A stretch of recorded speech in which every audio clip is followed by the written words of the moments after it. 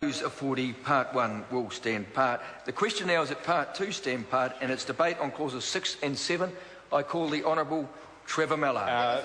Mr. Chairman, this particular part refers to mainly, but not only, to the question of refunds, Mr. Chairman, and what it does is increases the rate of refunds to people who are entitled to it. Mr. Speaker, it refers to Section 41 of the Principal Act, which in this case is the Land Transport Management Act, and there's a group of individuals and of companies who are exempt from paying the taxation that other people pay in this area. And what this does, Mr. Speaker, and the first point that I want to question the Minister on is the rate. I see that the rate of refund is 3.45 cents, which is a 3-cent increase in goods and services tax, and that is the amount that is refunded. And the question that I want to ask the Minister is whether this is a deliberate over-refunding. Because, Mr. Speaker, someone who pays the extra 3 cents and GST and gets the GST as a deduction, aren't they double dipping? So what this does, what exempt people, and we'll use, for example, the few people in the electorate of Mr. Hayes who do get a refund in the area. There are a number of his wealthy National Party colleagues, National Party members, who do get a refund by way of using the farm, or more likely the farm trust vehicles for transport. And Mr. Speaker, these people will have an increase of 3 cents plus GST and 6 cents plus GST and 9 cents plus GST under the part that has just been passed.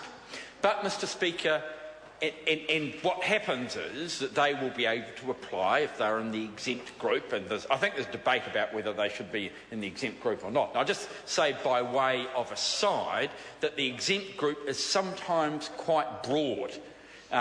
For example, there are an unusual number of what are known as Queen Street tractors that spend their time around the halls of residence of Dunedin students. And, Mr. Speaker, what these are they are trust-owned vehicles.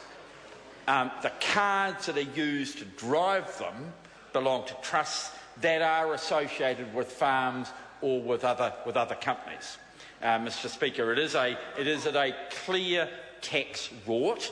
It is a matter of keeping both the general rate of tax and sometimes, Mr. Speaker, and it is a particular outrage, these students are entitled to, because of the trust arrangements of the family finances, to student allowances when people from normal working class families are not, because they happen to declare their income and pay their tax in an appropriate way. But the point that I want to get back to, and the question that I want to ask the Minister is, why is it 3 cents in the first part and 3.45 cents? Because if there is, I can accept that people pay the 3.45 cents extra. You know, they pay at the Bowser, or generally, actually more often, what happens is that there's a delivery for the farm vehicles, which then gets hosed into the family car. That is the approach which tends to be. I've spent quite a bit of time in rural areas. I know how it. Once or twice I would have been paid in petrol myself, but I'd never confirmed that. It was a long time ago when I was young, Mr. That's right. And the rules, the rules. We used to have to crank the cars at that particular stage to get them to get. Well, don't you laugh, Carol Bowman. I've cranked a few cars in my time, Mr. Speaker, to get them going. And behave yourself. Behave yourself. But the important point, and the one which I want to focus on in this call and the next one, but there is a further point to make in my following calls, is that people pay 3.45 cents a litre, including the GST.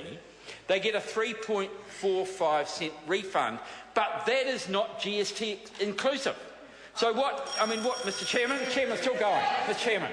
The Honourable Trevor Mallard. Mr Chairman, so people pay 3 cents plus GST, get a 3.45 cent refund, but, Mr Speaker, the GST that they've paid is deductible against the GST, their GST liability.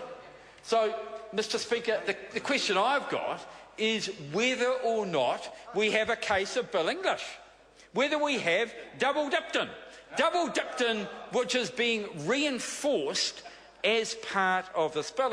And I'd be interested in the learned, no, he's not a lawyer, the Honourable Minister's view on this matter as to whether, in fact, we are getting any double dipping here. Mr Speaker, I think, there's some areas that we will not argue with as far as this clause is concerned, and overall it is a mixture. For example, this does include a refund for search and rescue vehicles, including boats. Well, I think if a vehicle is genuinely used only for that purposes, or if there's a petrol put into it, or for search and rescue purposes, then that is something which is acceptable.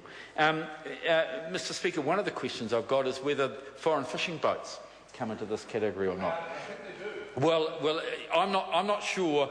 I'm not sure the exact fuel. I'm not sure the exact fuel that they use. And Mr Speaker, part of the question is whether it is appropriate to exempt fuel that is used for commercial purposes other than fuel in a motor vehicle. I think there's a dilemma here. I think if the government is genuine about closing the loopholes, then in fact it would be better to look at some of these uses under Section 5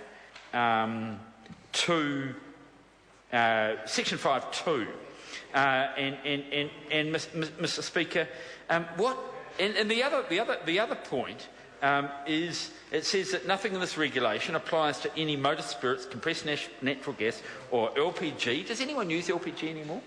Is LPG still? Is it still? Yeah, if you still use it for any motor vehicle that is mainly used in vehicle races or trials or other sporting events. Well, Mr Speaker, is that fair? I mean, why can the farmer get a refund but the professional racing driver not get one? It's either part of your business. Or it's not. And Mr Speaker, I think what we're in danger of here is reinforcing some inequities in this legislation. And Mr Speaker, I think we do need to look at the amendments that were made on the 29th of March 2007 and their relevance in this particular case. I think that one of the dangers that we have when we have this sort of approach to decision making is that we get the danger of inconsistencies. And the point that I was making earlier, Mr Chairman, is that we have been described in the past as the fastest lawmakers in the West. We are unicameral. We do not have a second chamber, and that is why we should be really careful when we do anything which affects ordinary Kiwis by way of either regulation or under urgency. And the trouble with this, Mr Chairman, is that it appears to be doing both. We appear to be passing legislation in this House which affects regulations, which overrides and changes regulations, and we're doing it under urgency. And Mr Speaker, with all due respect to members opposite, I'm not sure that we've had any evidence in this extended sitting day of a level of competence on the part of the government in order to get the legislation right. Mr Speaker, it is something which is pretty basic. And I see I thank you, Mr Sabin, the former policeman, for nodding and agreeing with me. Yeah, I hope he's not going to sleep. Mr Chairman? I call the honourable member Grant Roberts. Thank you very much, Mr Chair. I want to pick up where my